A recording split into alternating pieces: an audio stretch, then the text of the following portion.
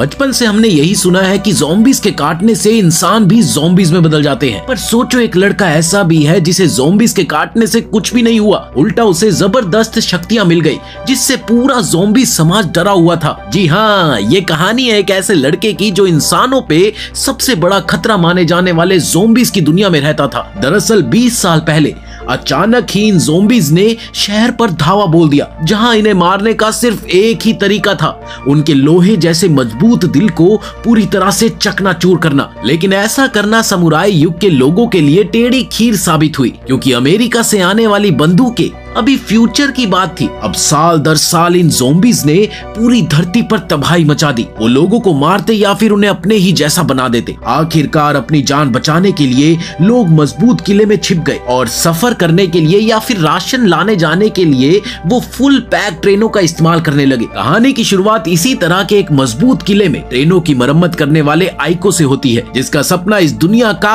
Iron man बनना था। Love you 3000। वहीं दूसरी ओर आइको एक ऐसे हथियार पर काम कर रहा था जो ज़ॉम्बी के लोहे वाले दिल को आर पार कर सके। उसका मानना था कि दीवारों के पीछे छिपकर बचने की कोशिश करने वाले लोग डरपोक है, असली मर्द तो वो है जो दुश्मन का सामना करके लड़ते लड़ते मर जाए। वो एक तेज प्रेशर वाले नेल गन से मेटल प्लेट में छेद करना चाहता था, मानो जैसे कि वो ज़ॉम्बीज का दिल हो, मगर वो इसमें नाकाम हो गया। अपनी एक और असफलता से निराश होकर आइको रेलवे यार्ड चला गया, जहां उसे रोज ट्रेन की मरम्मत का काम करना पड़ता है। वहां ज्यादातर लोग उसका मजाक उड़ाते हैं, वो उसे गरीबों का फ्लाइंग जेट कहते। वो आगे JATT सबने मारे सीटी। अब इधर आइको एक कोच के अंदर जाकर अपने मन में कुछ बड़बड़ाता है कि तभी पास में काम कर रहा उसका दोस्त उसे एक सुझाव देता है कि उसे थोड़ा और बारूद इस्तेमाल करना चाहिए। आइको को ये प्लान पसंद आ गया और वो अपना काम बीच में छोड़कर वापस अपनी लैब में जाने ही लगा था कि तभी उसकी नजर वर्कशॉप में आई एक सुंदरी पर गई। दरअसल ये सुंदरी लड़की कोई और नहीं बल्कि राजकुमारी एम थी, जो अपने पापा की स्टीम पावर्ड गन की मरम्मत करने आई थी। जहाँ एक तरफ सभी लोग राजकुमारी की सुंदरता पर आंखें बिछाए दिख रहे थे, वहीं आइको उसकी तरफ ज्यादा ध्यान भी नहीं देना चाहता था, क्योंकि आइको की नजर में ये वही राज परिवार था जिसने दुश्मनों के सामने दीवारों के पीछे छिपकर कायरता दिखाई थी। वो अपने वर्कशॉप की ओर जाने के लिए मुड़ा ही था कि इतने में सुपरवाइजर ने उसे बुला लिया। ए हीरो, सुन जरा इधर आ, इस बंदूक में देखना क्या दिक्कत है। दरअसल आइको वहाँ का सबसे होनहार मैकेनिक था। इधर आइको बेमन से इम से बंदूक लगभग छीन सा लेता है और उसकी जांच पड़ताल करने लगता है। इधर इसी बीच एक बंदा दौड़ता हुआ आकर बताता है,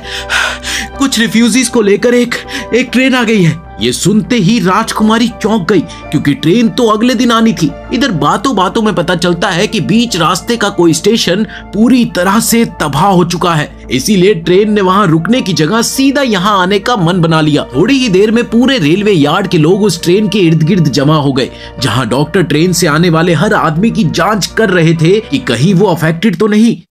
इतना ही नहीं, जांच के दौरान लोगों को कपड़े उतारने के लिए भी मजबूर कर दिया जाता। आइको ये सब देखकर बुरी तरह से चिढ़ गया, जिस पर उसका दोस्त उसे समझाता है, अरे तू इतना चिढ़ क्यों रहा है यार, ये तो बस बेसिक क्वारंटाइन प्रोसेस है। इसी बीच जांच कुछ रफ्तार पकड़ती है। वहीं आइको और उसके साथी ट्रेन के बाहरी हिस्से पर लगे खून और गंदगी को धोने का काम संभालते हैं। और सफाई के दौरान आइको को वहाँ ज़ॉम्बी से जुड़ा कोई सुराग मिला, जिसे उसने फटाफट अपने एक्सपेरिमेंट के लिए संभाल लिया। इस पर उसका दोस्त उसे रोकते हुए कहता है, बे पागल हो गया क्या, ये कानून के खिलाफ है, कोई पंगा हो गया तो। उसने कहा कि मैं ऐसे रूल्स की परवाह नहीं करता। इतने में ही ट्रेन से एक लड़की उतरती है, जिसे देखकर आइको मानो गुम सा हो गया। इधर गार्ड दौड़कर उस लड़की से कहता है कि उसे भी शरीर की जांच करानी होगी, यानी उसे भी अपने कपड़े उतार कर दिखाना होगा कि वो अफेक्टेड है या नहीं। पर वो उसे मारती हुई कहती है कि तुम्हें पता भी है तुम किससे बात कर रहे हो। अब गुस्साया हुआ गार्ड टाइट होने ही लगा था कि तभी इम और उसके पिता वहाँ पर आ गए। उन्होंने बताया कि वो लड़की उनकी मेहमान है, छोड़ दो उसे। इस दौरान एक पादरी भी वहाँ आया और दोनों बिना चेकअप कराए वहाँ से चले जाते हैं। अब पैसा हो तो क्या कुछ नहीं हो सकता बाबू भैया। इधर ठीक उसी समय ट्रेन में से एक आदमी भागकर बाहर आया, जिसे देखकर डॉक्टर चिल्लाते हैं कि वो ज़ॉम्बी के वायरस से अफेक्टेड है। बस फिर क्या था, ये सुनते ही गार्ड ने हवा में फायर करके उसे गिराने पर मजबूर कर दिया और अगले ही पल उसे चारों ओर से घेर लिया। अब आदमी ने बहुत कोशिश की, यहाँ तक कि वो उनके सामने गिड़गिड़ाया भी कि मैं ज़ॉम्बी नहीं हूँ, प्लीज मुझे जाने दो, मैं ज़ॉम्बी नहीं हूँ। मगर गार्ड्स उसे जान से मारने को तैयार थे। इसी बीच आइको ने जोर से स्टॉप चिल्लाया, स्टॉप, और भागकर सीधा उस आदमी के आगे खड़ा हो गया। उसने बताया कि रूल्स के मुताबिक अगर किसी इंसान पर ज़ॉम्बी होने का शक है तो उसे 3 दिन जेल में रखने का सिस्टम है। ये सुनते ही गार्ड्स और गुस्सा हो गए। बस फिर क्या था, उसकी पिटाई धुलाई शुरू हो गई। हमें सिखाएगा तू। इसी दौरान आइको के बैग से ज़ॉम्बी का वो सुराग निकल गया, जिसे देखते ही सब लोग डर गए। अब सब यही सोचने लगते हैं कि कहीं आइको खुद अफेक्टेड तो नहीं। पर तभी मौके का फायदा उठाकर उस आदमी ने वहां से भागने की सोची, पर अगले ही पल गार्ड्स ने उसे अपनी स्टीम पावर्ड बंदूकों से गोली मार दी, जिससे उसकी मौके पर ही मौत हो गई। अब आदमी के मरते वक्त उन्हें ये समझ आ गया कि असल में वो अफेक्टेड नहीं बल्कि एक आम इंसान था, पर गार्ड्स को इस बात से घंटा फर्क पड़ना था, लिहाजा वो उस बॉडी को ठिकाने लगाने के लिए ले जाते हैं। इधर आइको बुरी तरह से टूट जाता है और उन्हें कोसता है कि क्या उनकी इंसानियत मर चुकी है, जिस पर इम के पिता कहते हैं कि एक गरीब मैकेनिक को इस तरह जवान लड़ाने का कोई हक नहीं। इसी बीच उनका बॉडीगार्ड कुरुसु आइको को बेहोश कर देता है और इम के पिता उसे जेल में डालने का आदेश दे देते हैं। उधर इम को ये बात कुछ खास पसंद नहीं आई, जिस पर उनके पिता कहते हैं कि कानून व्यवस्था बनाए रखना उनका फर्ज है और उसके लिए उसे जो कुछ भी करना होगा वो करेगा। देर रात मुंबई आइको से मिलने के लिए उसकी कोठरी में आई, जहां वो उससे पूछती है कि आखिर उसे कैसे मालूम था कि वो आदमी ज़ॉम्बी नहीं है। इसके जवाब में आइको कहता है कि दरअसल उसे भी नहीं पता था कि वो आदमी इंसान है या ज़ॉम्बी, मगर वो बिना किसी सबूत के उसे मरते हुए नहीं देख सकता था। वो ये भी बताता है कि उन्हें ऐसे लोगों से नफरत है जिन्होंने ज़ॉम्बी के डर के आगे इंसानियत ही छोड़ दी। उनमें इतना साहस भी नहीं है कि वो बाहर निकलकर उनसे लड़ सके। उसी वक्त एक और ट्रेन शहर के गेट पर आती है, जहां गार्ड उसका स्वागत करने के लिए दरवाजा खोलते हैं, मगर ये क्या, ये ट्रेन तो रुकी ही नहीं, बल्कि पास आने पर दिखता है कि ट्रेन पर ज़ॉम्बीज़ का कब्जा है। ये देखते ही जैसे ही गार्ड फाटक बंद करने को होते हैं कि तभी ट्रेन पटरी से उतरकर शहर में भयंकर धमाका कर देती है, जिससे चारों ओर आग भड़क जाती है। अगले ही पल उस धमाके से ज़ॉम्बीज़ बाहर रेंग कर आते हैं और फिर वो जिसे भी देखते हैं उस पर हमला कर देते हैं। इधर ये देखते ही मुंबई वहां से भाग गई। वहीं गार्ड्स भी सिचुएशन को संभालने के लिए दौड़ते हैं, जबकि अपना आइको अकेला रह जाता है। वो एक तार की मदद से अपनी कोठरी का ताला खोलता है और अपनी लैब की ओर भागता है, जहां उसका हथियार था। उधर प्रीस्ट और इम के पिता के साथ कई बड़े लोग इम को वहीं छोड़कर शहर से दूर किसी सुरक्षित जगह पर भाग जाते हैं, जबकि पूरे शहर में ज़ॉम्बियों का आतंक बड़ी तेजी से बढ़ रहा था। इधर आइको अपने शेड में भागता है, जहां वो अपने हाथ को काटकर खून की कुछ बूंदें गिराता है ताकि कोई ज़ॉम्बी उसके लैब तक खींचा चला आए, और हुआ भी कुछ ऐसा ही। एक ज़ॉम्बी उसके खून के निशान पर चलता हुआ वहां आ ही गया। इधर आइको गन लेकर पूरी तरह से तैयार था, मगर ज़ॉम्बी सामने के दरवाजे से आने की बजाय छत से हमला कर देता है। अब वो उतना बेवकूफ भी नहीं था जितना सब लोग उसे मानते थे। इसके बाद आइको ज़ॉम्बी के साथ हाथापाई में उलझ गया, जहां वो अपने नए पियर्सिंग गन से उसके लोहे के दिल को आखिरकार भेदने में कामयाब हो जाता है। इसके साथ ही ज़ॉम्बी मारा गया, जिसे देखकर आइको खुशी से झूम उठता है, ये मेरा एक्सपेरिमेंट काम कर गया। मगर तभी उसे अपने हाथ में जबरदस्त दर्द महसूस हुआ। ये क्या है, जिसे ढंग से जांचने पर पता लगा कि ज़ॉम्बी ने उसे काट लिया था। अब धीरे धीरे वायरस उसके शरीर में फैलने लगा, लेकिन आइको इससे घबराया नहीं। वायरस को दिमाग तक पहुंचने से रोकने के लिए वो अपने हाथ को मेटल के बेल्ट से खूब कस देता है, पर वायरस फिर भी नहीं रुकता। तब आखिर में वो अपने गले में एक फंदा डालकर उसे मशीन की मदद से पूरी जोर से खींचता है। वो अपनी और साथ ही मशीन की पूरी ताकत लगाकर वायरस के बहाव को रोकने की कोशिश करता हुआ खुद को ये याद दिलाता है कि वो डरपोक नहीं है जो 5 साल पहले था, जब उसने अपनी बहन को अपनी आंखों के सामने मरता हुआ देखा था। अपनी एकाग्रता और विल पावर की मदद से आखिरकार उसने वायरस को आगे फैलने से रोक दिया और फिर वहीं पर बेहोश होकर गिर गया। उधर प्रिस्ट और मुंबई शहर के बीचों बीच किसी महल में पहुंचते हैं, जहां प्रिस्ट उसे बताता है कि वो अब आगे नहीं जा सकता क्योंकि उसे भी ज़ॉम्बी ने जख्मी कर दिया है। इसीलिए वो अब एक देसी बम से अपने दिल को उड़ाकर खुद को ज़ॉम्बी बनने से रोकता है। वहीं दूसरी ओर मुंबई आगे बढ़ गई, जहां उसे एक ज़ॉम्बी दिखता है, जिससे वो लड़ने के लिए तुरंत तैयार हो जाती है। पहले तो वो ज़ॉम्बी को अपने पास आने देती है और पास आते ही अपने कीलदार सैंडल से लात मारकर उसका सिर अलग कर देती है। दूसरी ओर इधर आइको होश में आकर पाता है कि वो अब भी इंसान ही है। वो बहुत खुश होता है कि इसी बीच उसका दोस्त भी वहां पर आ गया। अब मरे हुए ज़ॉम्बी को देखकर और कमरे की हालत को देखकर वो उससे पूछता है क्या उसने ही ज़ॉम्बी को मारा है, जिसके जवाब में आइको बड़े गर्व से कहता है हाँ मैंने ही मारा है। इसके बाद दोनों गले लगते हैं, जहाँ आइको उसे ये भी बताता है कि ज़ॉम्बी ने उसे काटा भी था। ये सुनते ही उसका दोस्त बुरी तरह से डर गया। उधर बाहर शहर का हाल भी बहुत बुरा हो चला था। इम किसी तरह गार्ड्स को संभाल रही है कि वो ज़ॉम्बीज की फौज को शेल्टर के भीतर ना घुसने दे। इसी बीच एक बूढ़ा आकर कहता है, हमें अगले शहर जाना चाहिए, जिस पर इम कहती है कि उसके पिता ने उसे यहीं रुककर सिग्नल का इंतजार करने को कहा है। तभी मुंबई भी वहाँ पर आ गई, जिसने मनीष मल्होत्रा डिजाइन का एक अजीब सा सेक्सी गाउन पहना हुआ था। इस दौरान पास खड़े एक आदमी ने उसे धक्का देने की कोशिश की, मगर अपने बेमिसाल मार्शल आर्ट मूव से वो उसे तुरंत पटक देती है। बाप के सामने दादागिरी नहीं करने का, समझा। अगले ही पल वो कहती है कि यहाँ किसी भी सिग्नल का इंतजार नहीं किया जा सकता, वो खुद रास्ता साफ करेगी जिससे बाकी लोग ट्रेन तक भाग सके।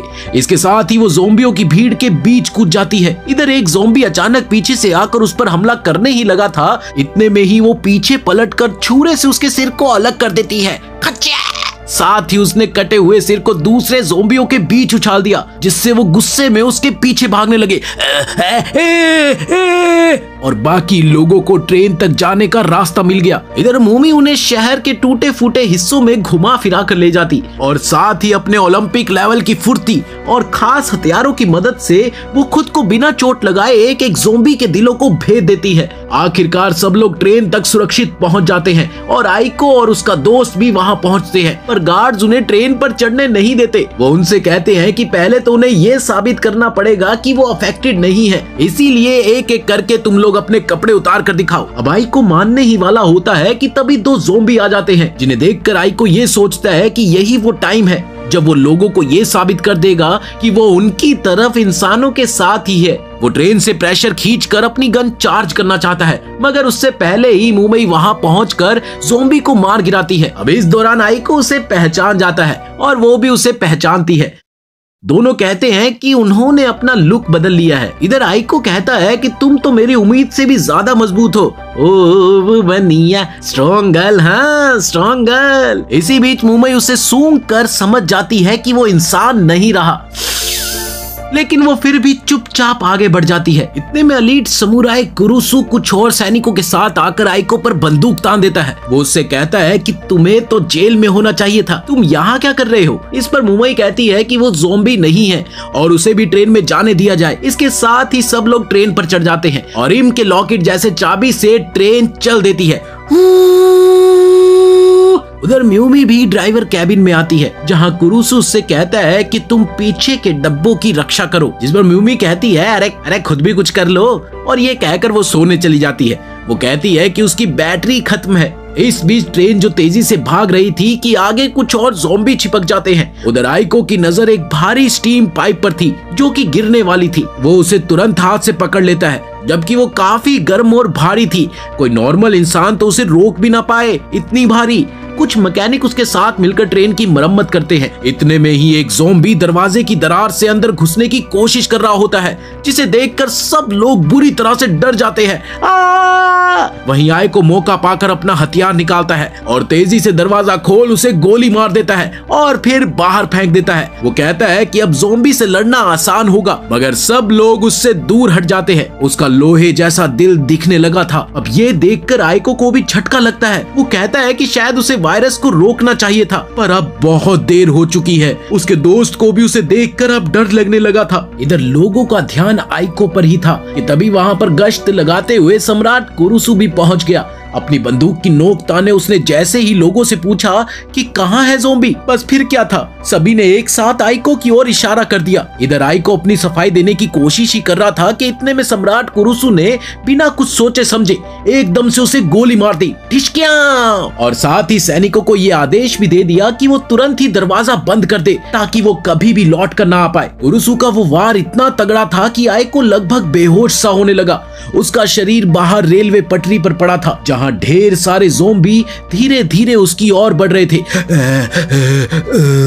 ये मंजर इतना खतरनाक था कि ट्रेन में खड़ा उसका दोस्त ये सब देखकर जोर जोर से रोता चिल्लाता रहा, पर कुछ भी नहीं कर पाया और ट्रेन आगे निकल गई कि तभी अचानक कंट्रोल रूम से आवाज आती है कि ज़ॉम्बियों की एक भारी भीड़ सामने रास्ता जाम किए खड़ी है। ये सुनकर कुरुसु ने कहा कि ट्रेन उन्हें कुचल देगी। कोई दिक्कत वाली बात नहीं है, कोई घबराने वाली बात नहीं है। पर जैसे ही उसने थोड़ा सा बाहर निकल कर देखा, उसकी नजर सामने खड़े इम के पिता पर गई, जो कि खुद एक ज़ॉम्बी बन चुके थे। अगले ही पल इम ने भी ये मंजर देख लिया, जिससे वो बुरी तरह से टूट गई। और इसी बीच कुरुसु उसे वापस अंदर खींच लेता है और उसे समझाता है कि उसे अब उन्हें भूल जाना चाहिए, क्योंकि अब वो उसके पापा नहीं बल्कि एक ज़ॉम्बी है जिनसे इंसानों को खतरा है। इसके साथ ही वो ट्रेन को तेज चलाकर ज़ॉम्बियों को रोंदने का हुक्म दे देता है और ट्रेन उस ज़ॉम्बी के टुकड़ी को रोंदते हुए आगे किले के गेट पर पहुंच गई, जहां ड्राइवर ट्रेन को स्टेशन में लगाकर पुल गिराने का लीवर दबाता है। मगर ये क्या,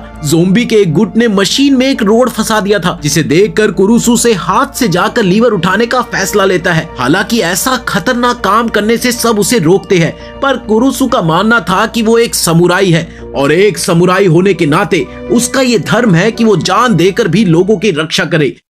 इसी बीच खबर आती है कि बाहर कोई है जो ज़ॉम्बियों से लड़ रहा है और अगले ही पल धुंधली रोशनी के बीच में से सबकी नजर आइको पर पड़ी, जो होश में आने के बाद ज़ॉम्बियों को मारता हुआ उस लीवर तक पहुंच गया। यहाँ आइको कोई हीरो नहीं बनना चाहता था, वो तो बस ये चाहता था कि जिन्होंने उसे मरा हुआ समझकर ट्रेन में नहीं चढ़ने दिया, उन्हें इस बात का पता लगे कि उसी ने उनकी जान बचाई है। अगले ही पल उसने लीवर को नीचे कर दिया, जिससे ट्रेन पार निकल गई। इसके साथ ही वो बुरी तरह से टूट गया और जोर जोर से रोने लगा। उधर एक बार फिर से अपने दोस्त को देखकर मोटू ने हुक फेंक कर उसे बचाना चाहा, पर तभी कुछ लोग उसे रोकने लगते हैं। अरे रुक जा, पागल हो गया क्या? इधर आइको भी जानबूझकर हुक नहीं पकड़ता और बड़े प्यार से मौत को गले लगाने के लिए तैयार हो गया कि तभी अचानक वहाँ पर मूमी आ गई, जिसने आइको को ताना मारते हुए कहा, ऐसे सबके सामने रो रहा है चोमू कहीं के, अबे मर्द बन मर्द। इसके साथ ही उसने हुक उसकी कमर पर बांध दिया, जिससे उसके दोस्त ने उसे वापस खींच लिया। अपने दोस्त से बचाए जाने पर आइको उसे गुस्से में कहता है कि आखिर उसे एक ज़ॉम्बी को बचाने की क्या जरूरत थी, जिस पर मूमी उसे डांटते हुए कहती है उसे अब ये बचकानी हरकत करने की कोई जरूरत नहीं है। थोड़ी ही देर में कुरुसु और उसके सैनिक भी वहाँ पर आ गए और उन्होंने आइको से कहा कि अगर उसमें अभी भी इंसानियत बची है तो उसे उनके हाथों मर जाना चाहिए। ये सुनते ही आइको भी तैश में आ गया और लड़ने को तैयार हो गया, मगर तभी मूमी ने बीच में आकर सबको बताया, अरे आइको कोई ज़ॉम्बी नहीं है और ना ही कोई इंसान है। अरे वो एक स्पेशल बंदा है जिसका शरीर तो ज़ॉम्बीज वाला है पर दिमाग से वो इंसान है। इसके साथ ही वो अपनी कमीज हटाकर अपनी पीठ पर बना एक घाव दिखाती है, जिसे देखकर सब लोग दंग रह गए। दरअसल वो दोनों ही एक कबानरी थे। वो उन्हें ये भी बताती है कि वो मानव जाति के दुश्मन नहीं बल्कि इंसानों के दोस्त है, उनके साथी है। इसी बीच कुरुसु ने अपनी बंदूक उन दोनों पर तान दी और वो कहता है कि मुझे तो इस लड़की पर पहले से ही शक था, गद्दार कहीं की। जिसके जवाब में मूमी बोलती है कि अगर वो हमला करेगा तो वो उसे मार देगी। कुरुसु फिर भी नहीं मानता, मगर इसी दौरान इम आकर कहती है कि उन्होंने ज़ॉम्बियों से बचकर भागने में उनकी मदद की है, इसीलिए इन पर ऐसे शक करना जायज नहीं है। इस पर कुरुसु ने बोलता है कि दोनों को एक साथ सफर करने ना दिया जाए। उधर आइको भी उसकी हाँ में हाँ मिलाकर कहता है कि हाँ मैं एक ज़ॉम्बी हूँ और दूसरों को अफेक्ट भी कर सकता हूँ, मगर मूमी उसे बाहर नहीं जाने देती। उल्टा उसे जमीन पर पटक कर कहती है, अरे तू ज़ॉम्बी नहीं बल्कि कबानेरी है। इसके बाद वो इम से पूछती है कि क्या वो राजधानी पहुंचने तक उन्हें ट्रेन में जगह दे सकती है। इस दौरान आइको बीच में बोलने की कोशिश करता है, मगर उसी वक्त मूमी उसके अखरोटों को तोड़कर बेहोश कर देती है। अब इधर कुछ घंटों के बाद आइको की आंख खुली, जहां उसने देखा कि उसका शरीर पूरी तरह से ठीक हो चुका है। वहीं उसके ठीक सामने मूमी भी आराम से बैठी है। दरअसल दोनों को ट्रेन के बॉयलर रूम में बंद रखा गया था। इसके बाद मूमी आइको से राजधानी के बारे में पूछती है, जिस पर आइको कहता है कि वहाँ ज़ॉम्बियों पर बड़े रिसर्च होते हैं और शायद वो लोग उसकी इस हालत का इलाज कर पाएंगे। इसके बाद मूमी उसे बताती है कि उसे हर हाल में वहाँ पहुँचना है, क्योंकि उसके भाई ने उसे एक खास मिशन सौंपा था, जिसे वो अभी बता नहीं सकती, मगर इसके लिए उसे आइको की जरूरत है, क्योंकि वो उसे अपने ढाल की तरह इस्तेमाल करेगी। अब इधर आइको कुछ भी समझ नहीं पाता। मूमी बताती है कि इतना चलने फिरने पर उसे बहुत जोरों की नींद आने लगती है। ऐसे में आइको को उसकी रक्षा करनी होगी। इसके साथ ही वो आइको को लड़ने की ट्रेनिंग देने लगी, क्योंकि भले ही उसमें ताकत हो मगर एक्सपीरियंस के मामले में भाई साहब तो जीरो थे, जीरो। वो ट्रेनिंग आइको के लिए शर्मिंदगी भरी थी, जहां हर बार मूमी उसे बुरी तरह पटक देती।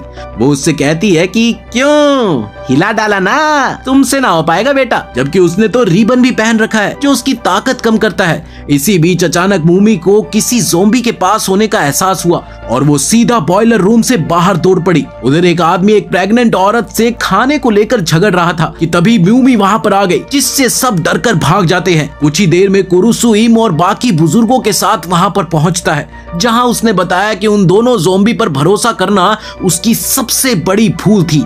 अब धीरे धीरे माहौल गरमाने ही वाला था कि तभी एक सुनहरे बालों वाला आदमी जो कि विक्टोरियन हेयर स्टाइल में था वो सामने आता है और इम को बताता है कि उनके पानी का भंडार अब कम होता जा रहा है, इसीलिए उन्हें तुरंत कहीं रुकना होगा। अब इससे क्या होता है, जो लड़ाई हो रही होती है वो ठंडी पड़ जाती है। थोड़ी देर बाद रात में ट्रेन नदी के पास रुकी, जहाँ इम और बाकी सब उन सभी लोगों का सामूहिक अंतिम संस्कार करते हैं जो इस हमले में मारे गए। इधर आइको बॉयलर रूम से ये सारा नजारा देखता है, जिस पर मूमी उससे पूछती है कि आखिर वो भगवान को क्यों नहीं मानता।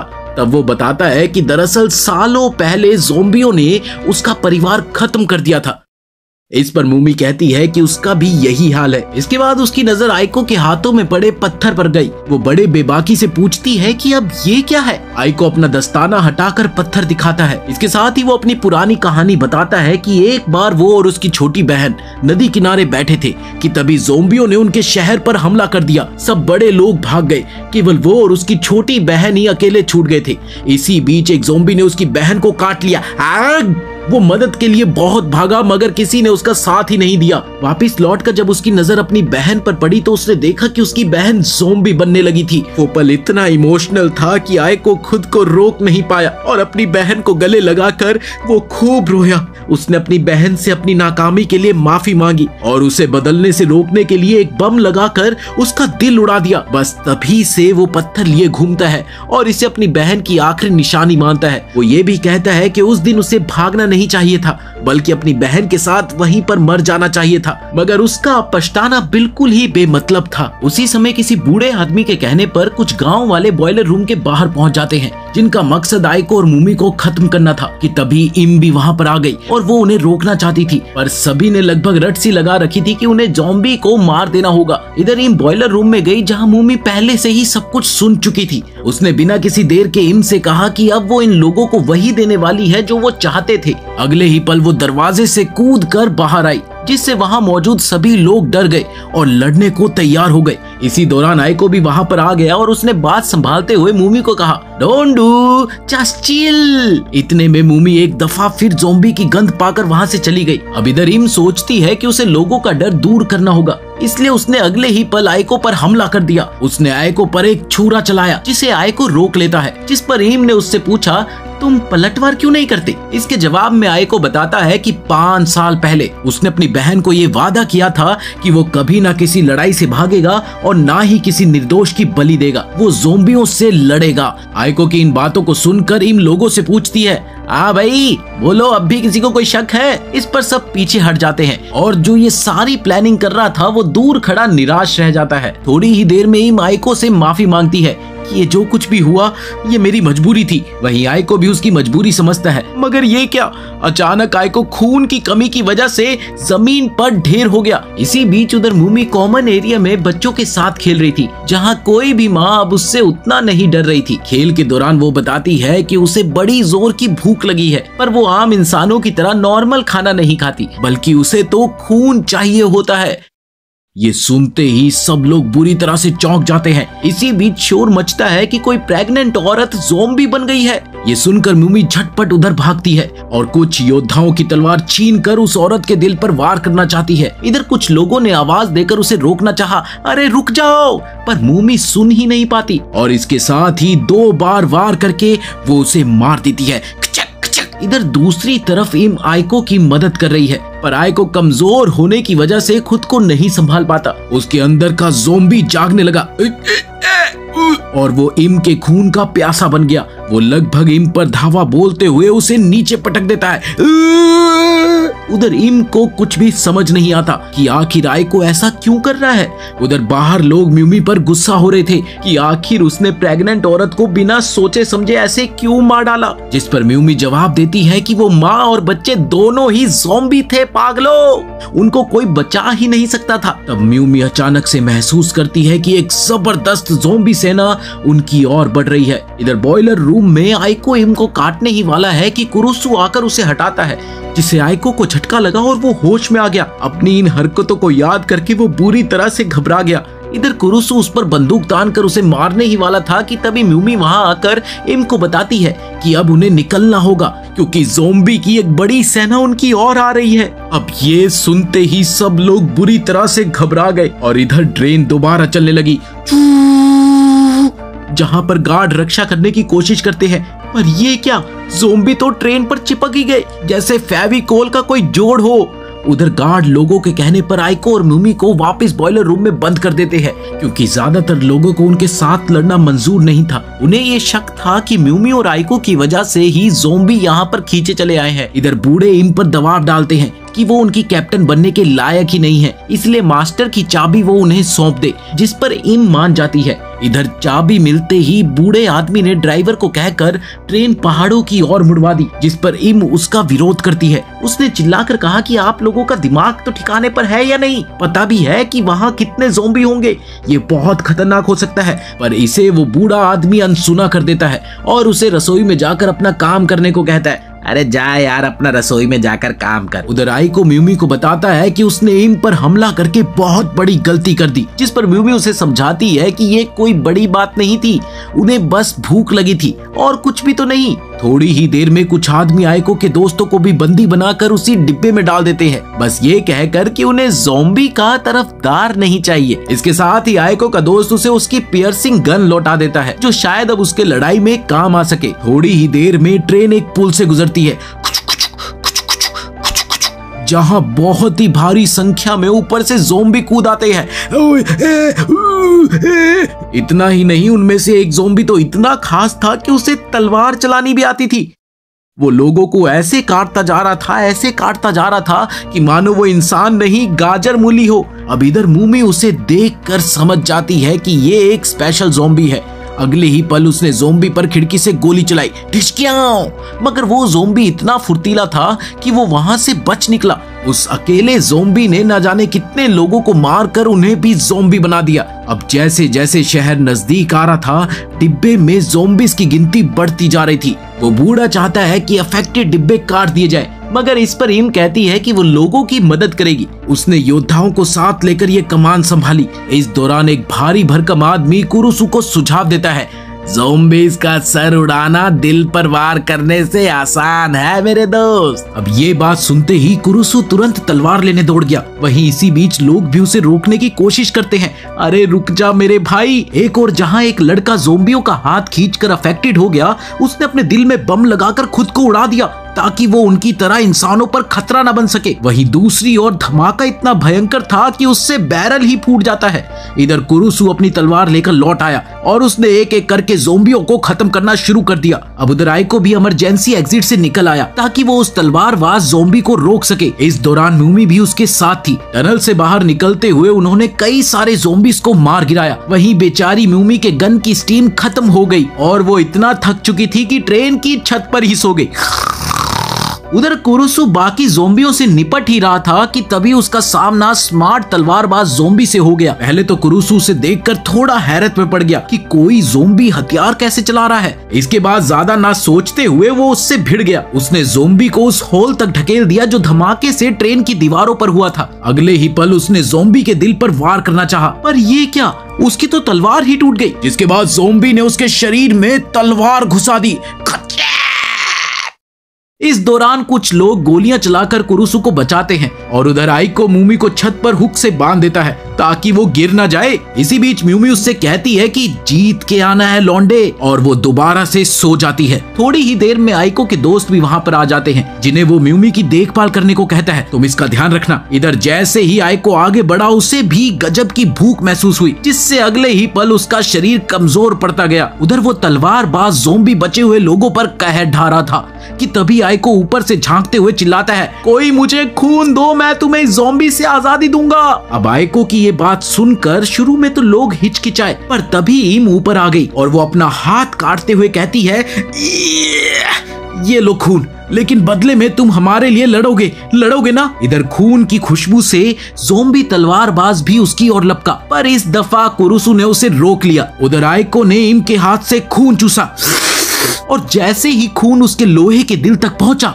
उसमें जबरदस्त ताकत आ गई। इसके साथ ही वो तलवारबाज पर टूट पड़ा। आयको ने उसे जमीन पर पटक दिया और अगले ही पल अपने पियर्सिंग गन से उसका दिल छेद देता है। ये देखकर पास खड़ी इम बहुत खुश होती है और वो आयको के लिए तालियां बजाने लगती है। साथ ही पूरी ट्रेन के लोग भी उसके लिए नारे लगाने लगते हैं, लाल फूल नीला फूल, आयको भैया ब्यूटीफुल। इसके बाद सब ट्रेन की सफाई और मरम्मत करने में लग गए। वहीं आयको और म्यूमी को बॉडीगार्ड बनने की जिम्मेदारी दी गई। अब इधर इम को उसकी चाबी और कैप्टनशिप वापस मिल जाती है, जहां वो ऐलान करती है कि आयको और म्यूमी हमारे साथ राजधानी तक जाएंगे और अगर उन्हें भूख लगेगी तो मैं उन्हें खून दूंगी। जिस पर कुरुसु कहता है कि वो अकेली दोनों को खून नहीं दे सकती, मगर तभी आयको के दोस्त और खुद कुरुसु भी खून देने के लिए राजी हो जाते हैं। इसके साथ ही ट्रेन राजधानी की ओर चल पड़ती है।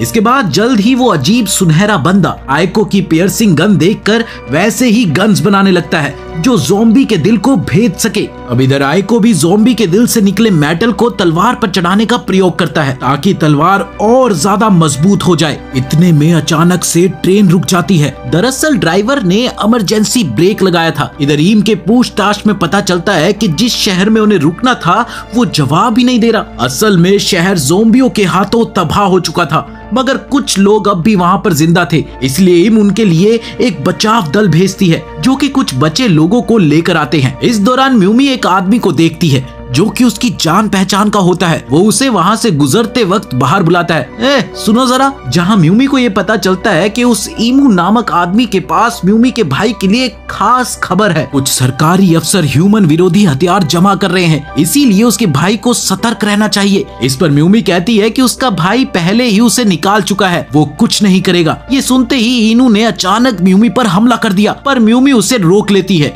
और वो उसे लगभग धमकाते हुए कहती है कि ये गलती दोबारा मत करना वरना मैं तुम्हारी जान ले लूंगी। इस पर इनू ने अपनी पिस्तौल निकाल कर म्यूमी के पेट पर लगा दी और वो उससे कहता है कि तेरा भाई भी तुझे तब तक ही रखेगा जब तक तू उसके काम की है, बाद में वो तुम्हें भी निकाल फेंकेगा जैसे उसने औरों के साथ किया है, समझी। इसके बाद वो वहाँ से चला गया, जबकि म्यूमी ये सोचकर कांपने लगी कि शायद वो सच बोल रहा है। उधर आयको और बाकी लोग शहर के रास्ते को पार करने की योजना बनाते हैं कि जहाँ से भी राजधानी का रास्ता सबसे छोटा हो हम वहीं से जाएंगे। तभी म्यूमी वहाँ पर आ गई। उसने आयको को टॉन्ट मारते हुए कहा कि मुझे कायरो की योजना में कोई दिलचस्पी नहीं है। आयको उसे समझाने की कोशिश भी करता है, पर म्यूमी उसे लात मारकर उड़ा देती है। वो कहती है कि वो भी उनके साथ रहकर उनके जैसी कायर नहीं बनना चाहती। इस पर आयको लोगों को समझाता है कि कोई बात नहीं, ये प्लान हम म्यूमी के बिना भी कर सकते हैं। वही म्यूमी वापस बॉयलर रूम में जाकर छिप जाती है। फिर थोड़ी देर बाद आयको बॉयलर रूम में सामान लेने जाता है,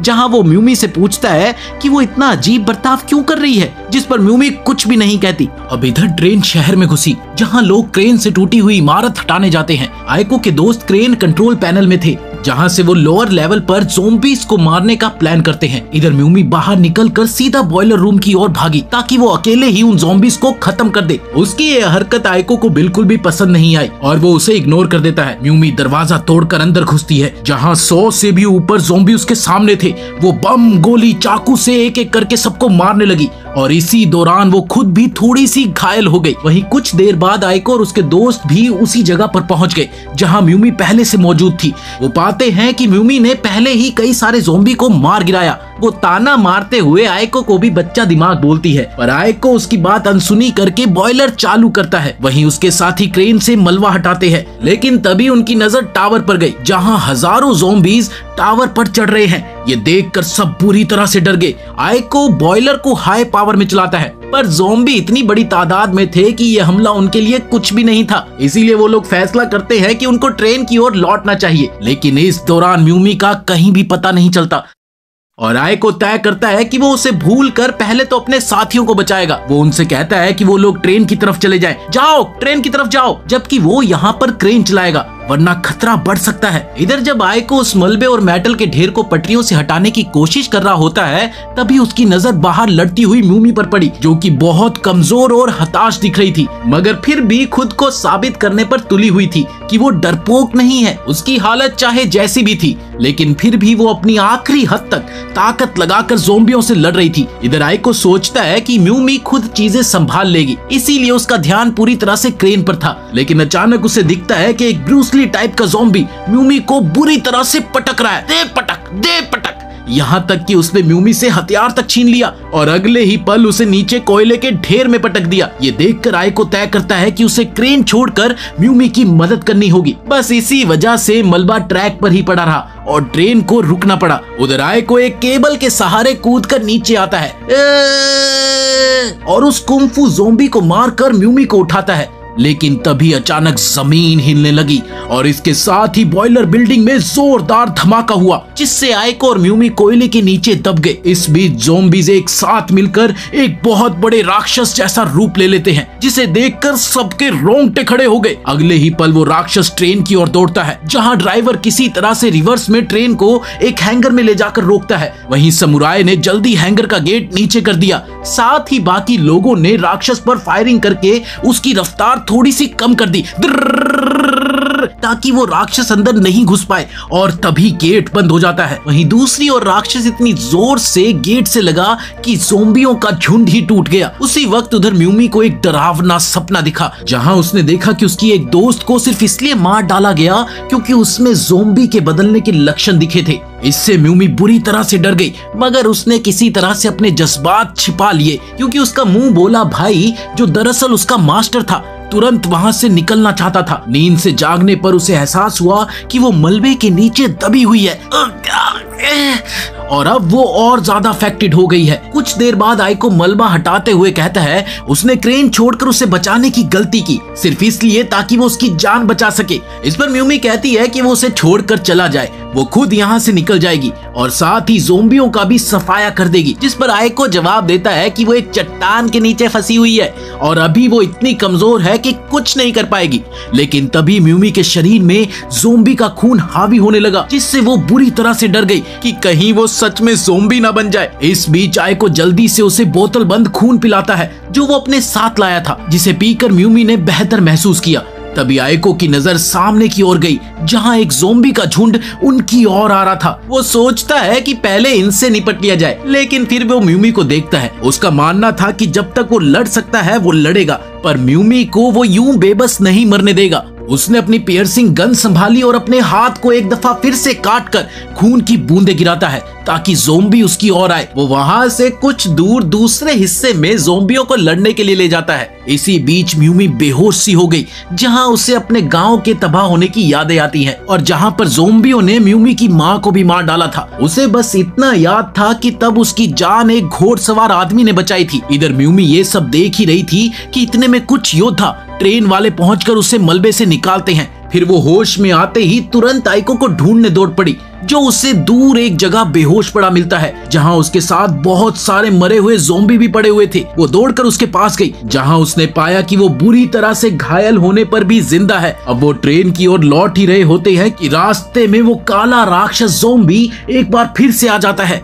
वो तेजी से ट्रेन पर चढ़ जाते हैं, जबकि वो बड़ा सा राक्षस टनल को तोड़कर अंदर घुसने की कोशिश करने लगा। इधर कुरुसु ने सबसे पूछा कि क्या हम इसे हरा सकते हैं। इस पर आयको के दोस्त को लगता है कि उनके पास स्टेशन से मिली भारी तोप है, उससे अगर कोशिश करे तो शायद हम इसे हरा सकते हैं। इधर म्यूमी बताती है कि इस कॉलोनी के अंदर एक मेन ज़ॉम्बी होता है, कोर, जिसे अगर हम मार दे तो पूरी कॉलोनी ढह जाएगी। अब तोप से सीधा कोर तक पहुंचना मुमकिन नहीं था, पर हाँ, उससे कोर को बाहर लाया जा सकता था। और फिर म्यूमी कहती है कि इसके बाद मैं उसे खत्म कर दूंगी। कुछ घंटों बाद आयको मलबा हटाता है ताकि ट्रेन आगे बढ़ सके, और ये क्या, वो बड़ा सा मॉन्स्टर ट्रेन का पीछा करने लगा। इधर फैटी तोप पर तैनात था, जिसे म्यूमी बताती है कि मॉन्स्टर को आखिरी पल तक और पास आने देना और फिर गोला दाग देना। लेकिन फैटी घबरा गया। वो पहले तो जल्दी फायर कर देता है, जिससे मॉन्स्टर के सिर का बस कुछ हिस्सा ही उधड़ पाता है और कुछ ज़ॉम्बी ट्रेन पर आकर गिरते हैं। अब गार्ड उन्हें रोकने की कोशिश करते हैं। वहीं आयको और कुरुसु भी लड़ाई में कूद जाते हैं। कुरुसु ने आयको की बनी नई तलवार ली, जिससे दिल भेदना और भी आसान हो गया था।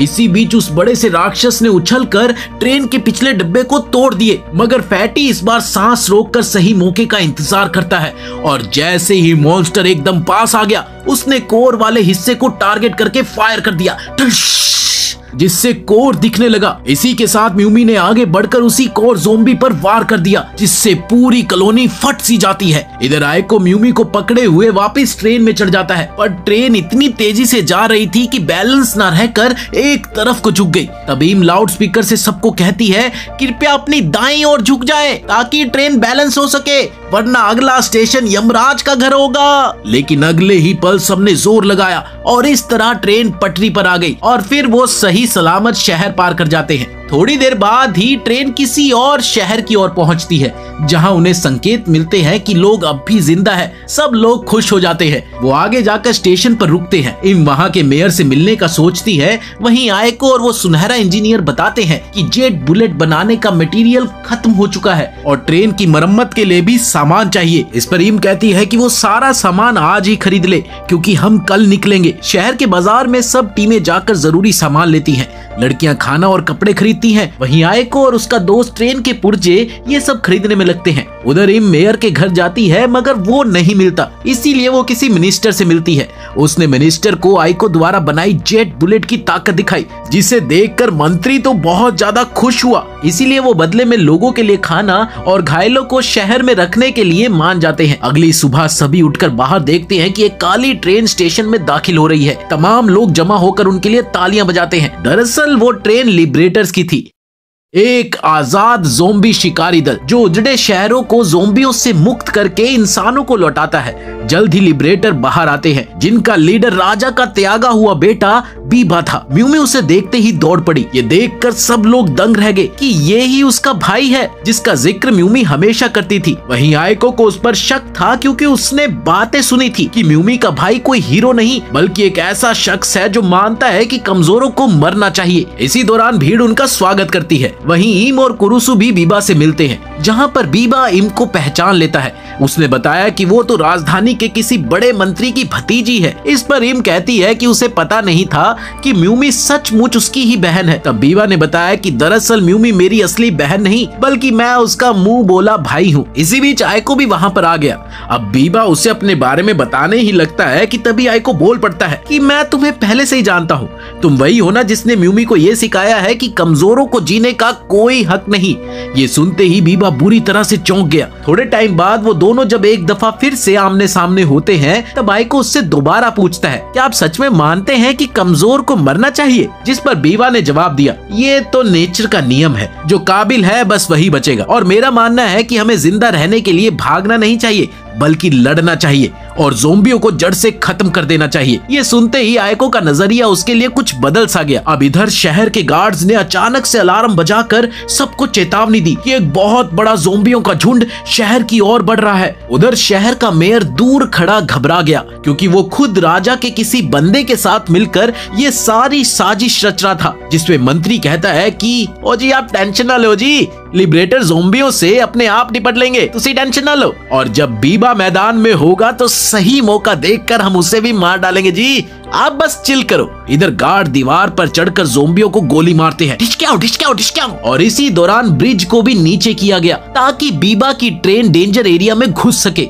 इसके बाद एक तरफ वो अपनी सेना को आदेश देता है कि ज़ोंबियों को बम से उड़ा दो, वहीं दूसरी तरफ वो खुद भी घोड़े पर चढ़कर मैदान में उतर गया। इधर उसके सिपाही स्टीम बाइक्स पर तेजी से दौड़कर कई ज़ोंबियों को पल भर में मार गिराते हैं कि तभी कुछ ज़ोंबी अचानक ही उन पर टूट पड़े। इसके साथ ही म्यूमी बीबा के एक सहयोगी के साथ अपनी कबानेरी ताकत दिखाती है। दोनों साथ मिलकर ज़ोंबीज को अलग अलग करके उन्हें खत्म कर देती है। जहां एक तरफ सबका ध्यान ज़ोंबीज पर था, वहीं दूसरी तरफ इनोकू पीछे से बीबा के पास आ गया। थोड़ी देर की बातचीत के बाद उसने गुस्से में आकर बीबा पर वार कर दिया, पर बीबा ने उसके इस मूव को पहले ही भांप लिया था। वो उसे चकमा देकर घुटनों पर ले आता है और वो उसे मारने ही वाला था कि इनोकू मदद की गुहार लगाने लगा। आइको ने जब तक उसे बचाना चाहा, बीबा ने उसे मार दिया। उधर शहर के मेयर को जैसे ही पता चला कि हत्या की कोशिश नाकाम रही है, तभी बीबा के लोग आकर उसके गार्ड और मंत्री को मार मार कर उसे बंधक बना ले जाते हैं। इसी बीच मैदान में इम बीबा से फिर माफी मांगती है,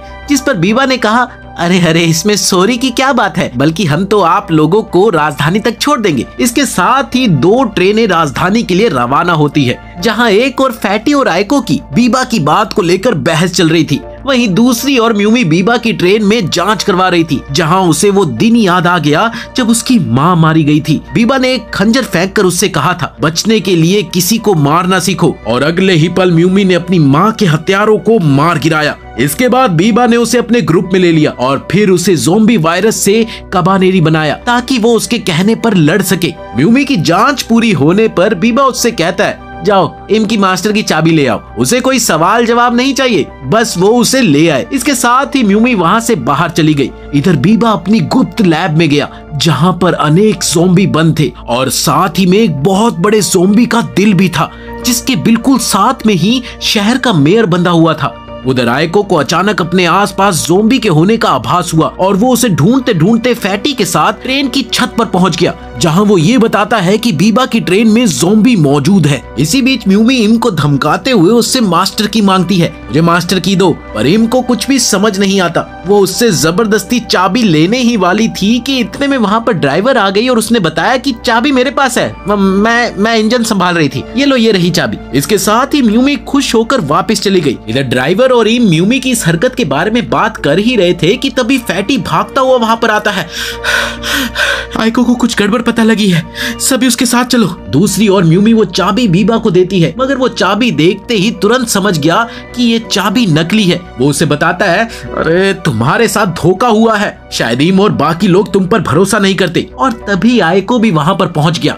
उसने जैसे ही दरवाजा खटखटाया, बीबा ने म्यूमी से कहा, देख अगर इसने जबरदस्ती अंदर आने की कोशिश की ना तो मैं इसे मार दूंगा, ऐसे ही दिमाग का दही हो रखा है। इस पर म्यूमी उसे भरोसा दिलाती है कि वो उसे बाहर से ही वापस लौटा देगी और इसके साथ ही वो बाहर निकल गई। इधर आइको म्यूमी से पूछता है कि आखिर बीबा की ट्रेन में ज़ोंबी क्यों है, जिस पर म्यूमी कहती है, अच्छा ज़ोंबीज, वो तो बस रिसर्च के लिए हैं और कुछ नहीं। वो उससे दोबारा पूछता है कि क्या तुम्हें भी ऐसे ही ज़ोंबी बनाया गया। इस पर म्यूमी चौंक कर बोलती है कि ये उसका पर्सनल डिसीजन था, वो नहीं समझेगा, उसे अपनी जान बचानी थी। इसके साथ ही वो जाने ही लगी थी कि आइको उसे रोक कर कहता है, तुम गलत आदमी का साथ दे रही हो, बीबा अच्छा आदमी नहीं है। लेकिन ये क्या? ये बात म्यूमी को इतनी बुरी लगी कि उसने आइको को धक्का दे दिया और कहा कि तुम मेरे भाई को नहीं जानते, और वो अंदर चली गई। और इस दौरान पीछे खड़े इम और फैटी ने ये सारी बातें सुन ली। अगले दिन उनकी ट्रेन एक और स्टेशन पर रुकती है, जहां का मेयर बीबा और उसकी टीम को आने नहीं देता। मतलब इम की ट्रेन अब बीबा से अलग हो जाएगी। ये सोचकर इम को कुछ राहत मिली,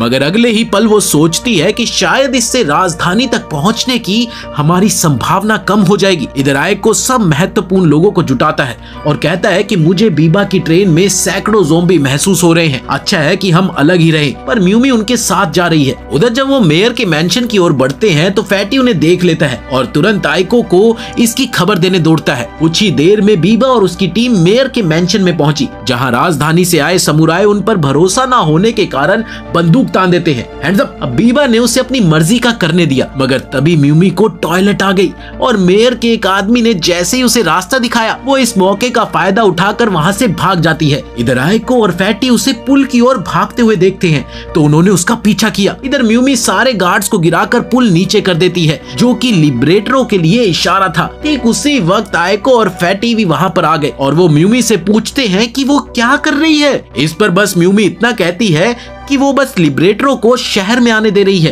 क्योंकि ये बिल्कुल ठीक नहीं है कि उन्हें बाहर रखा जाए जबकि वही लोग ज़ोंबियों से लड़ते हैं। वो कहती है कि उनका इरादा बुरा नहीं, मगर तभी उसकी नजर लिबरेटरों के पीछे पड़ी, जहां उसने देखा कि ज़ोंबियों का एक बहुत बड़ा हुजूम उनके साथ चला आ रहा है। ये देखकर शहर के गार्ड्स की तो पैंट गीली हो गई, गीली। कि तभी आइको पुल बंद करने के लिए दौड़ पड़ा, पर उसकी ये कोशिश नाकाम हो जाती है और इसी के साथ ज़ोंबी शहर में घुस जाते हैं और जो भी उनके सामने आता वो उसे मारते जाते। उधर उस समुराय का ध्यान जैसे ही थोड़ा सा भटका, बीबा ने अगले ही पल उसे मार डाला। वहीं दूसरा समुराय भी उसके बॉडीगार्ड के हाथों मारा जाता है। इसके बाद बीबा ने गला घोंट कर उसके आखिरी गार्ड को भी खत्म कर दिया। इधर इम हथियार उठाकर उसे रुकने को कहती है। बीबा के बॉडीगार्ड पर तो भूत सवार था उसने चाकू उठाकर उसकी ओर फेंका, पर शुक्र है कि ड्राइवर बीच में आकर इम को बचा लेती है और इसके बाद बीबा ने मेयर को भी मौत के घाट उतार दिया। बाहर म्यूमी ये देखकर दहल जाती है कि इन सब की वजह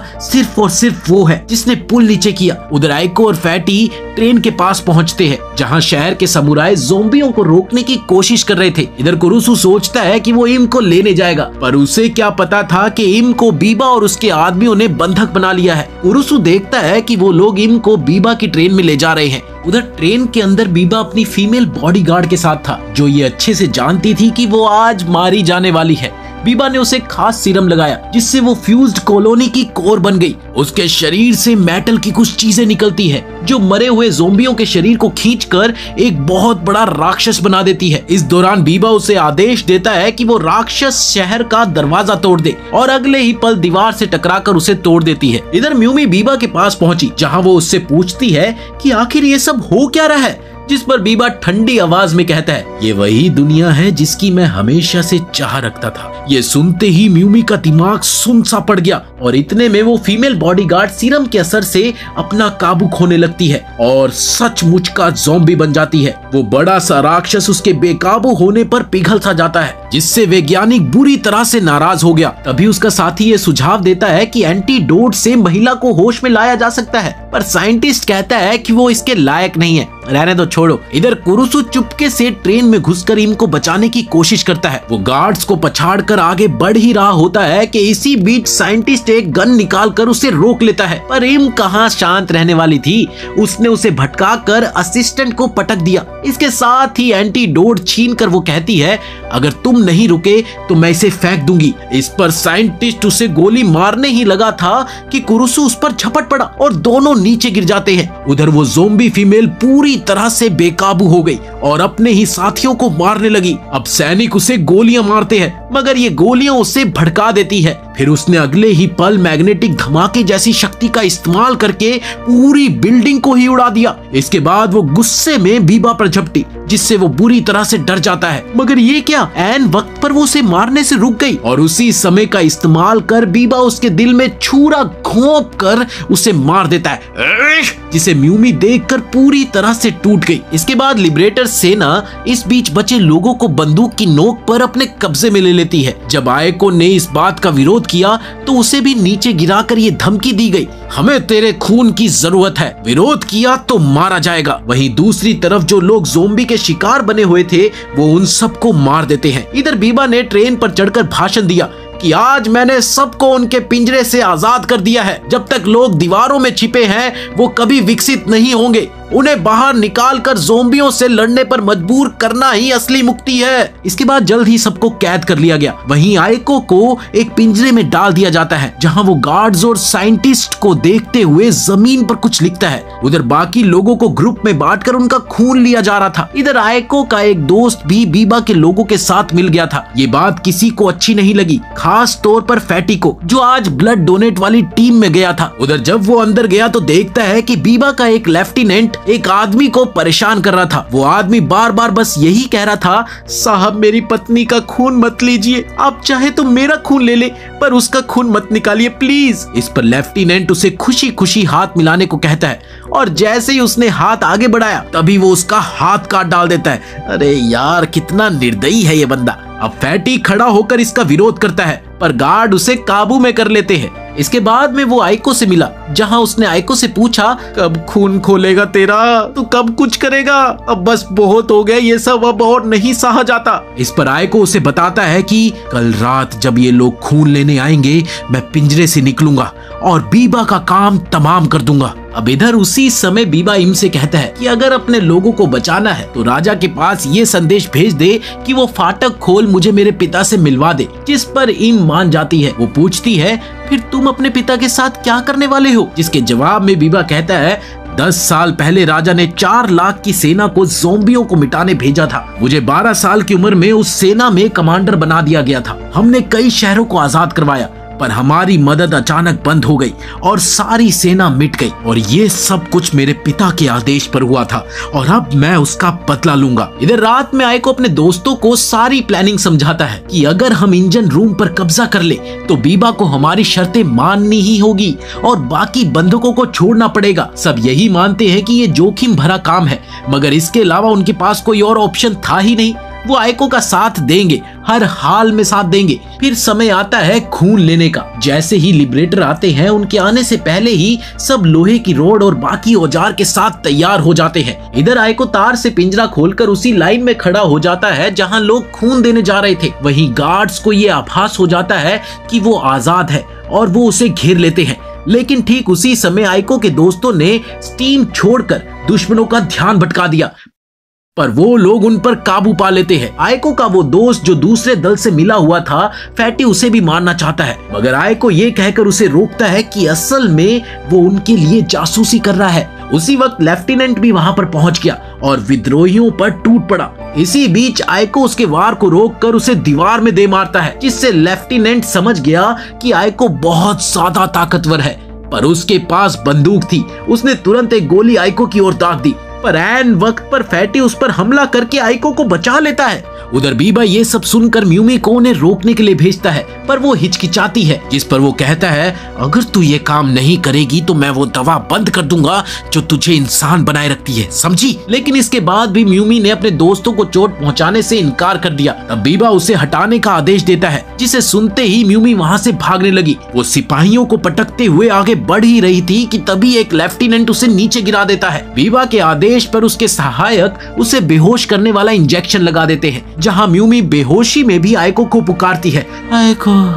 उधर आयको और फैटी तेजी से आगे बढ़ते हैं। बाकी दोस्त लिबरेटरों को रोकते हैं और इसी दौरान वो इंजन रूम के पास पहुंच गए, लेकिन कोई भी चाबी फिट ही नहीं बैठती। अब आयको धमाका करके ताला तोड़ना चाह रहा था, लेकिन तभी बीबा और उसके आदमी आ जाते हैं। इसके बाद बीबा बताता है कि वो जानता था कि आयको विद्रोह करेगा, इसलिए उसने चाबी बदल दी थी। वो कहता है कि तुम्हारी ये बगावत खत्म बच्चे, और इसके साथ ही वो आयको पर गोली चला देता है। लेकिन फैटी तभी बीच में आकर गोलियां खा लेता है और तब वो कहता है, उस रोज कुरुसु ने जब तुझे गोली मारी थी तब मैं कुछ भी नहीं कर पाया दोस्त, पर आज मैं ऐसा कर पाया, मुझे बहुत ज्यादा खुशी है। और इसके साथ ही वो शांति से मर जाता है। इस घटना से आयको फूट फूट कर रोता है, मगर बीबा उससे पूछता है कि अपने दोस्त को खोकर कैसा महसूस कर रहे हो तुम। ये सुनते ही आयको को गुस्सा आ गया और वो उस पर टूट पड़ा, पर बीबा का राइट हैंड उसे गिराकर पीटने लगता है। इसी बीच बीबा म्यूमी को बुलाता है, जाओ और आयको को मार डालो। वो पूरी तरह से उसके वश में थी। आयको कुछ बोल ना पाए इससे पहले म्यूमी उसकी छाती में छुरा घोंप कर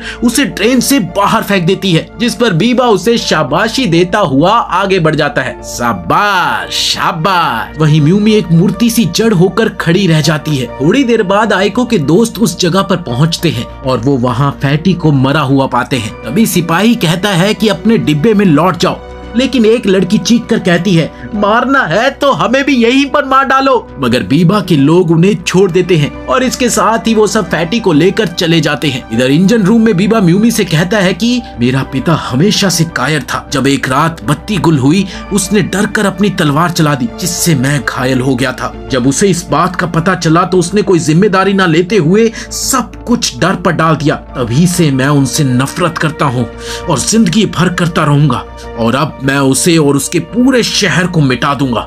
इसके बाद वो म्यूमी को वो सीरम लगाता है जो उसे फ्यूज्ड कॉलोनी की कोर बना देगा और जिसे वो राजधानी के फाटक को तोड़ने के लिए इस्तेमाल करेगा। इधर राजधानी में राजा जनता को बताता है कि बीबा कितना निर्दयी है, उसने एक शहर तबाह कर दिया, मगर डरो मत, हम उसे हरा देंगे। लेकिन इसी दौरान एक ऑपरेटर आकर उसे एक बहुत बड़े मॉन्स्टर की सूचना देता है, लेकिन ये क्या, राजा उसे ही मार देता है। उसका मानना था कि ज्यादा जानकारी डर फैलाती है।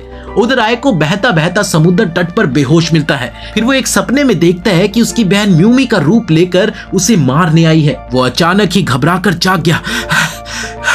उसने फैटी की मौत को अपनी गलती मानी कि इसी बीच उसकी नजर एक ज़ॉम्बी पर गई, जिससे वो डरकर एक जहाज के मलबे में छिप गया। इधर इम की ट्रेन जैसे ही राजधानी पहुंचती है, वैसे ही मैसेंजर राजा को बताते हैं इम ने बीबा को कैद कर लिया है। ये सुनते ही राजा उन्हें अंदर आने देता है। इम एक तरफ का ड्रामा करती है कि उसने बीबा को पकड़ा है ताकि उसके लोगों को शहर में जगह मिल सके। इस पर उसके अंकल और दूसरे अफसर को विश्वास सा नहीं होता। वो कहते हैं कि वाकई इतनी आसानी से। तब इम बताती है कि सब ने बहुत मेहनत की और पूछती है क्या हमें शहर में रहने की जगह मिल सकती है। इसके जवाब में अफसर 1 हफ्ते के लिए जेल में क्वारंटीन करने के लिए मान जाता है, जिसे इम तुरंत मान जाती है। इसके बाद उसे और बीबा को महल में बुलाया गया। उधर कुरुसु आइको से पूछता है आखिर तुम भाग क्यों गए, जिस पर आइको ने जवाब दिया मैं कुछ भी नहीं कर पाया। इसके बाद कुरुसु ने उसके मनोबल को बढ़ाते हुए कहा कि चलो अब वो टाइम आ चुका है कि हम सब साथ मिलकर सबको बचाएं। पर आइको मना करता है, जिससे कुरुसु उसे गुस्से से वहीं छोड़कर चला जाता है और आइको एक बार फिर से टूटकर रोने लगता है। इधर राजा के दरबार में बीबा घुटनों पर था। उसने अपने पिता से कहा कि अगर आपने मुझे कभी बेटा माना है तो खुद अपने हाथों से मुझे मार दीजिए। ये सुनते ही राजा ने वही खंजर उठाया जो कभी उसने बीबा को दिया था, मगर ये क्या, खंजर खोलते ही एक पिन उसकी हथेली में चुभ गई। इसके बाद अचानक वो सबको बताने लगा कि मुझे इंसानों और ज़ोंबियों में फर्क पता चल जाता है और यहाँ भी एक ज़ोंबी है। ये सुनते ही वहाँ मौजूद लोग सतर्क हो गए और अगले ही पल राजा में ज़ोंबी के लक्षण दिखने लगे, जिससे घबराकर एक गार्ड ने उसे गोली मार दी। राजा नहीं मरता। इस पर बीबा लगभग पूरे बदले हुए हाव भाव में कहता है कि और मारो, एक गोली काफी नहीं होगी इनके लिए। इसके साथ ही लोगों ने उसे गोलियों से छलनी कर दिया। इसके बाद बीबा उठकर अपने बाप की लाश से कहता है देखा, मैंने तुम्हें नहीं मारा, ये तो वो डर था जिसने लोगों को ऐसा करने पर मजबूर कर दिया। और इसके साथ ही वो उसकी छाती में खंजर घोंप देता है। अब इधर पूरे शहर में दहशत फैल गई कि कुछ ज़ोंबीज़ अभी भी छिपे हुए हैं और उनके आसपास ही हैं। इस डर से लोग आपस में ही एक दूसरे पर टूट पड़े, जबकि उधर इम का अंकल उसे सुरक्षित जगह पर ले जाता है। और इसी दौरान बीबा की नजर एक आदमी पर गई जो उसके पिता की बॉडी को पैर से रौंद रहा था। वो उसे तुरंत गोली मार देता है और राजा की कुर्सी पर बैठकर अपने पुराने पलों को याद करता है। उधर कुरुसु एक बाइक ठीक करके आइको के पास गया, जहां उसने आइको को बताया कि दरअसल तुम्हें म्यूमी ने मारा नहीं बल्कि बचाया है, और अगर तुम्हें मेरी बातों पर भरोसा नहीं है तो तुम अपने घाव देखो। वो घाव बिल्कुल तुम्हारे दिल के करीब है पर दिल पर नहीं है। वो चाहती तो वो तुम्हारे दिल पर भी वार कर सकती थी। इसका मतलब म्यूमी ने तुम्हें बचाया है, मगर उसका ऐसा करने का क्या फायदा, तुम तो उसे बचाने तक नहीं जा रहे हो। ये सुनकर आइको को हिम्मत मिलती है। खैर उधर म्यूमी शहर में फैली लाशों के बीच भटक रही थी। वो धीरे धीरे और ज्यादा अफेक्टेड हो रही थी और इस दौरान उसे अपनी माँ की बात याद आ गई। उसकी माँ कहती थी कि तितलियां मरे लोगों की आत्मा ले जाती है और उसने लाल तितलियों का झुंड देखा, जिससे वो डर गई। इसी बीच उसके लोहे के दिल से मानो पंख निकलने लगे और थोड़ी ही देर में वो मॉन्स्टर बन गई। इधर आइको फैसला करता है कि वो भी फ्यूज्ड बनेगा। वो एक साइंटिस्ट के पास गया और उससे कहता है कि मुझे भी ब्लैक सीरम दो, मैं भी फ्यूज्ड बनने को तैयार हूँ। इस पर साइंटिस्ट ने उसे बताया कि ये सीरम केवल फीमेल काबानेरी पर काम करता है, मगर आइको नहीं मानता। वो कहता है कि मुझे थोड़ी ताकत चाहिए, भले ही उसकी जान क्यों ना चली जाए। उसका केवल एक ही मकसद है बीबा को जान से मारना और मूमी को बचाना। वो ब्लू सीरम खुद को इंजेक्ट कर लेता है, जिससे उसे काफी ताकत महसूस होती है और साथ ही उसे अपने गले पर एक पट्टा सा महसूस होता है, जिसके बारे में साइंटिस्ट ने उसे बताया कि अगर वो ये पट्टा तोड़ेगा तो उसे खतरनाक शक्तियां मिलेगी। इस पर आइको बड़े ही जोश में कहता है कि आज मैं किसी अपने को मरने नहीं दूंगा और वो पट्टा तोड़ देता है। इसके बाद आइको और कुरुसु स्टेशन पहुंचकर ज़ोंबियों को आसानी से खत्म करते हैं, मगर आइको को ऐसा लगता है कि वो अपने शरीर पर कंट्रोल धीरे धीरे अब खो रहा है। इस पर कुरुसु ने उससे कहा कि अगर तुम कभी भी पूरी तरह से ज़ोंबी बन गए तो मैं तुम्हें भी मार दूंगा। उधर म्यूमी एक खतरनाक मॉन्स्टर में बदल गई। वो लगातार राजधानी के रक्षकों के हमलों को झेलती रही, मगर उसका दिमाग मानो चल सा गया था। उसे लगता है कि सब उससे मर जाने को कह रहे हैं। वो लाल तितलियों को उड़ा रही थी और अनजाने में सारे मकान तोड़ रही थी। अब इधर बीवा ये सब कुछ देखकर खुश हो रहा था कि सब कुछ उसकी प्लानिंग के मुताबिक ही चल रहा है कि तभी अचानक वहां आइको आ गया। लोग उस पर गोली चलाते हैं पर वो सबको पछाड़ देता है। उधर कुरुसु ऊपर से हमलावरों को रोकता है। इधर बीबा का एक आदमी आयको पर ट्रेन चलाने की कोशिश करता है, मगर आयको एक ही झटके में गार्ड्स को हटाकर मैग्नेटिक पल्स सा छोड़ता है, जिससे ट्रेन हवा में उछलकर फट जाती है। आयको को भी समझ नहीं आया कि आखिर ये हुआ कैसे। उसकी बॉडी लगभग पूरी तरह से आउट ऑफ कंट्रोल हो रही थी। तभी बीबा के एक साथी ने उस पर फिर से वार किया, जिससे आयको ब्लॉक करके उसके दिल में तलवार घुसा देता है।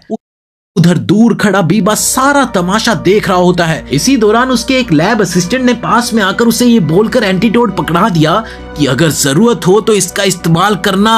इसके बाद बीबा अपना पट्टा ढीला करने लगा ताकि उसकी छुपी हुई ताकत बाहर आ सके। अब उधर आयको और कुरुसु आगे बढ़ते हैं कि तभी पुल टूट जाता है। इस दौरान कुरुसु ज़ॉम्बी के झुंड से अकेला लड़ने लगा और वो आयको से कहता है, तू म्यूमी के पास जा, मैं इसे देखता हूँ। इसके बाद आयको म्यूमी को पुकारता हुआ आगे बढ़ने लगा, म्यूमी! कि तभी बीबा सामने आ गया और उसके बाद दोनों में भयंकर युद्ध छिड़ गया, जहाँ बीबा ने आयको पर वार करके उसकी छाती को जरा सा चीर दिया। बस फिर क्या था, गुस्साए आयको ने इस मौके पर उसकी तलवार पकड़कर तोड़ दी और उस पर कूद पड़ा, लेकिन बीबा बच निकला। और इसके बाद आयको अपनी मैग्नेटिक पल्स से उसे दूर फेंककर जैसे ही उसे खत्म करने लगा कि तभी उसकी आंखों के आगे धुंधलापन आ गया और वो वहीं पर बेहोश हो गया। अब इस दौरान बीबा सोचता है कि यही मौका है, इसलिए वो चुपके से पीछे जाकर आयको पर वार करने जाता है। लेकिन उसी समय म्यूमी लाल तितलियों में एक नीली तितली देखती है और उसकी ओर अपना हाथ बढ़ाती है, जिससे वो पत्थर जो कि आयको की बहन की निशानी होती है वो पानी में गिर जाता है। पानी की वो आवाज सुनते ही आयको को होश आ गया और उसने अगले ही पल पलटकर बीबा को छुरा घोंप दिया। इसके बाद आयको ने म्यूमी के पास जाकर उसे गले से लगा लिया और साथ ही उसे वो एंटीडोट भी लगा दिया। एंटीडोट तुरंत ही असर करता है और म्यूमी फिर से नॉर्मल हो जाती है। वो देखती है कि आयको बेहोश सा है, वो उसके पास जाती है, मगर इस बीच बीबा एक बार फिर आयको पर वार करके उसे खत्म करना चाहता है। उसने जैसे अपनी बंदूक उसकी ओर की, इतने में म्यूमी ने एक लोहे की नोक से उसका दिल छलनी कर दिया, जिसके बाद वो कहती है कि माफ करना, पर हम कमजोर होकर भी जिंदा रहेंगे और अपने सपने जिएंगे। इसके साथ ही ये एनिमे यहीं पर खत्म होता है और ऐसे ही मजेदार एनिमे सुनने के लिए हमारे चैनल को सब्सक्राइब कर ले। मिलते हैं अगली वीडियो में।